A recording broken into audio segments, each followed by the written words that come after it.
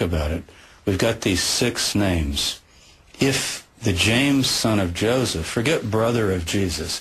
See what the ossuary says, James, son of Joseph, brother of Jesus. Some people say, well, the brother of Jesus, maybe that was added. It wouldn't matter. Obviously, it'd be the brother of Jesus. You got a Jesus, a Joseph, a James, son of Joseph, if it were from this tomb. Now, we're speculating, but the time is right, the name is right, and that, I think, would really make it fairly clear that this is the Jesus family. But what would it take to determine whether the James ossuary originated in the Talpiot tomb? The date and the recorded dimension are extremely suggestive, but it's the patina that should prove the case one way or another. Over time, in a tomb, minerals and sediment accumulate on ossuaries. This accumulation is called patina, and it could be scientifically analyzed to produce a chemical and mineral fingerprint specific to an ossuary or tomb. Every ossuary discovered in a particular tomb will have the same patina fingerprint. The samples taken from the James ossuary show certain trace materials such as titanium and iron that are unique to the James ossuary. If the James patina matches the ossuaries from the Talpiot tomb, it will be strong evidence that the James ossuary is the missing bone box and belongs to the family of Jesus. Dr. Charles Pellegrino has come to the Bet Shemesh warehouse in Israel to collect patina samples from the Talpiot tomb ossuaries. I can get a lot of the debris from here. Charlie, that's patina. That would be good. Yeah. Yes, excellent. At Dr. Pellegrino's request, we commissioned a collection of random patina samples to determine whether the Talpiot tomb patina is really distinct. This is mostly patina. That is plenty for Charlie to work in on electron microscope. If the random samples do not match the Talpiot ossuaries, while the James samples do, then the statistical probabilities that the Jesus family tomb has been found will be overwhelming. If it were possible to obtain evidence that the James ossuary might be this missing ossuary, then this would have a very strong additional degree of evidentiary value. I would say that that would be an absolute slam dunk if that were in fact shown to be the case.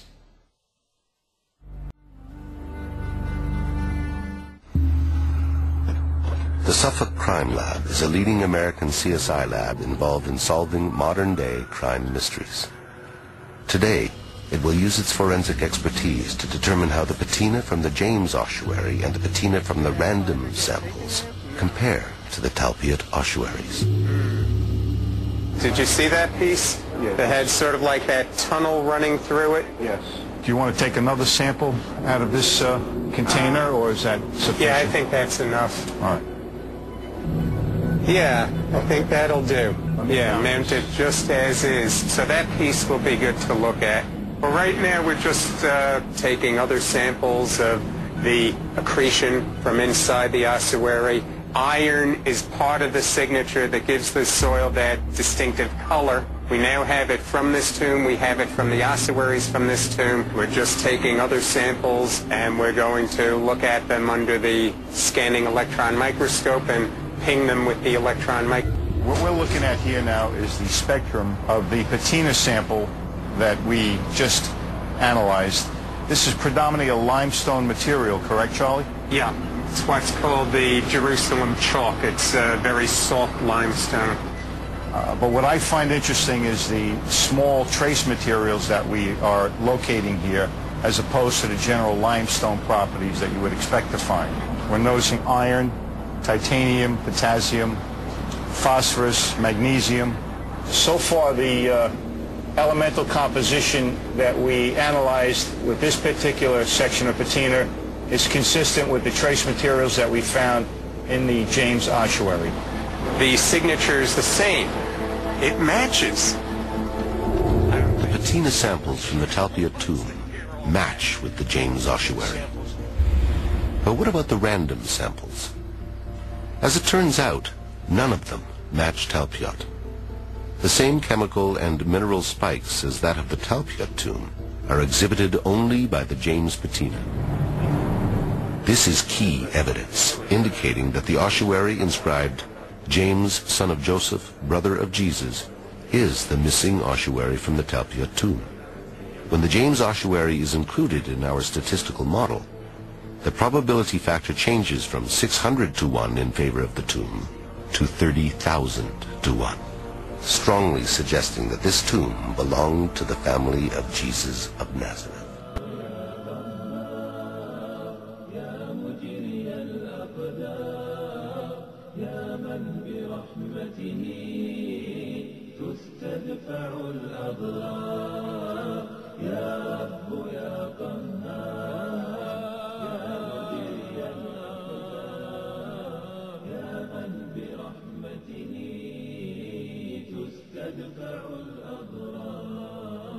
والكون فيه جنود من ضمنها الإعصار كم دمر الإعصار.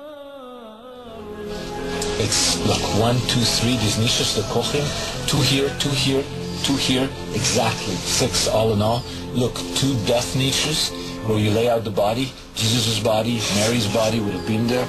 Look at it. And then look over here, eh? This is it. This is absolutely a jewel of a tomb. Look at it. It's pretty deep now. Yeah. Those kochim are very deep. I didn't realize that. Look at that, Felix. What is that? There's an incision. There's an inscription here. This is Greek. That's an M? See, that's an M. Greek M. Is it N or M? M. And what's this? We need an epigrapher in here. This is old. 2, 3, 4, 5, 6 letters. It's either Greek or Latin. It's certainly not Hebrew. Looking around, we noticed that we were sitting on mounds of decomposing pages of Scripture. What is that? Shine that down? Shine it down? Look at that, Felix. This is full of holy books. Disintegrating holy books. According to Jewish law, biblical books cannot be discarded. They have to be buried like humans. It seems that in the weeks following the removal of the ossuaries and before the tomb was resealed, a local rabbinical school filled the tomb with damaged holy texts. Among them, we found a book that Jesus refers to as the key to his ministry. It's the book of Jonah. Jesus says in the Gospels, if you want to know, his apostles say, what are you up to, Master? And he says, you want to know what I'm up to? Read the book of Jonah. That's the code. And right here, you have the book of Jonah. The Gospels record that Jesus constantly spoke in parables and codes. Not surprising for a leader of what today would be labeled an anti-government movement, a man destined for crucifixion. And those who speak in codes often harbor great secrets.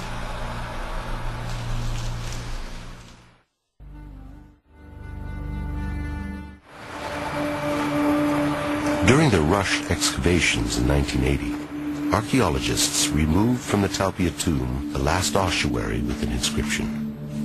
The ossuary belonged to a child. At the IAA Rockefeller Museum, the inscription was translated, Yehuda bar Yeshua. Yes, Yehuda bar Yeshua comes into English as Judah, son of Jesus. Judah, son of Jesus. The New Testament doesn't say that Jesus had a son, but perhaps in this instance, archaeology forces us to throw a different light on the New Testament.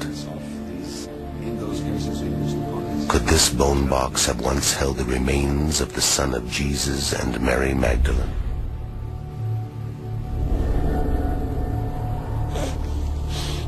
If Judah was their son, his existence would most certainly have been kept secret.